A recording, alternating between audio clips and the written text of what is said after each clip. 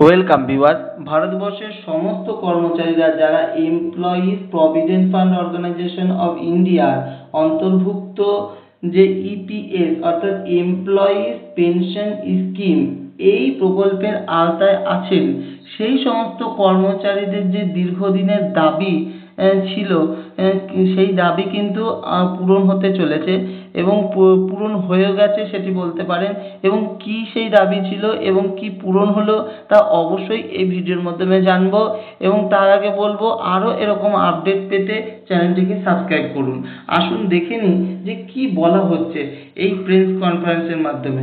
দেখুন, ministry of labour and employment ডিপার্টমেন্টের পক্ষ থেকে যে প্রেস রিলিজ হয়েছে, সেই প্রেস রিলিজে কি বলা হয়েছে না, বলা হচ্ছে employees pension scheme 1995 amended to provide withdrawal benefit to members having less than 6 months service। অর্থাৎ এমপ্লয়িজ পেনশন স্কিম 1995 কে সংশোধিত করা হলো। এমপ্লয়িজ পেনশন স্কিমে যে সমস্ত মেম্বারদের 6 মাসের কম সার্ভিস তাদের উইথড্রল বেনিফিট প্রদান করার জন্য, অর্থাৎ টাকা তোলার নিয়মের ক্ষেত্রে। এবং এই টাকা তোলার নিয়মটি আগে কি ছিল? আগে ছিল কোনো মেম্বার যদি 6 মাস পূর্ণ হওয়ার আগে সার্ভিস ছেড়ে দেয় বা সেই ইপিএস প্রকল্প থেকে বেরিয়ে আসে, তাহলে কিন্তু সেই ব্যক্তি আর ওই 6 মাসের কম যতদিন তারা টাকা জমা করেছেন সেই টাকা আর ফেরত পেতেন না। কিন্তু সংশোধন করে বর্তমানে কিন্তু সেই 6 মাসের কম যদি কোনো ব্যক্তি সার্ভিস ছেড়ে বেরিয়ে আসে বা ইপিএস প্রকল্প থেকে বেরিয়ে আসে, তাহলে কিন্তু সেই টাকাটি তারা ফেরত পাবে। এই সংশোধনে কিন্তু তেমনই বলা হচ্ছে। এবং আরও একটি বিষয় যেটি বলা হয়েছে কিনা সেটি দেখব, যে government also modifies table D ensuring fair payment of withdrawal benefit. অর্থাৎ উইথড্রল বেনিফিট বা টাকা তোলার ক্ষেত্রে একটি ফেয়ার পেমেন্ট হবে।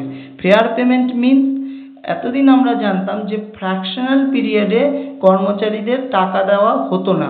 এই ফ্র্যাকশনাল পিরিয়ড, কারণ আগের নিয়মেই আমরা দেখলাম যেটিতে সংশোধন করা হয়েছে, সেই যে পূর্বের যে নিয়ম ছিল সেটি হচ্ছে 6 মাসের কম সার্ভিস থেকে কেউ বেরিয়ে গেলে বা ইপিএস প্রকল্প থেকে বেরিয়ে এলে তারা সেই টাকা পেতেন না।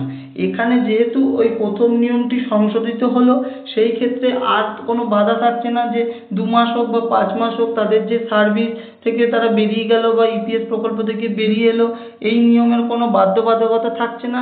তাই এখন সেই ফ্র্যাকশন পিরিয়ড বলেও কিছু থাকছে না, তাদের ফেয়ার পেমেন্ট হবে।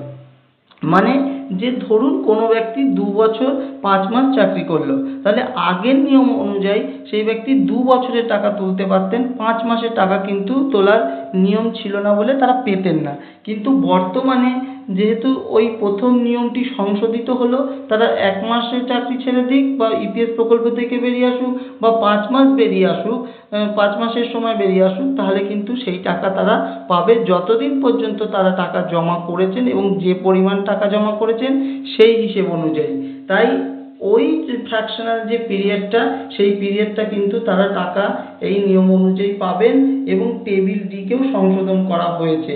তাই বলছে fair payment of withdrawal benefit, অর্থাৎ মানে সঠিক পেমেন্টটাই তারা পাবেন। যদি 2 বছর 5 মাস হয় তাহলে 2 বছর 5 মাসেরই টাকা পাবে, 2 বছর 4 মাস হলে 2 বছর 4 মাসেরই টাকা পাবে। এতে কিন্তু কোনো ফ্র্যাকশনাল পিরিয়ডকে ধরা হবে না, সেই নিয়মটা কিন্তু পুরোপুরি বদলে গেল। এবং এটি বলা হচ্ছে যে এইরকম সুবিধা more than 23 lakh members two benefit, অর্থাৎ এই সংশোধনের ফলে 23 লক্ষ মেম্বার এই সুবিধা পেয়ে থাকবেন, এমনই কিন্তু বলা হয়েছে এই সংশোধনের মাধ্যমে। এবং প্রেস রিলিজ করেও কিন্তু গভর্নমেন্ট অফ ইন্ডিয়ার পক্ষ থেকে কিন্তু জানানো হয়েছে। ভালো থাকুন, সঙ্গে থাকুন।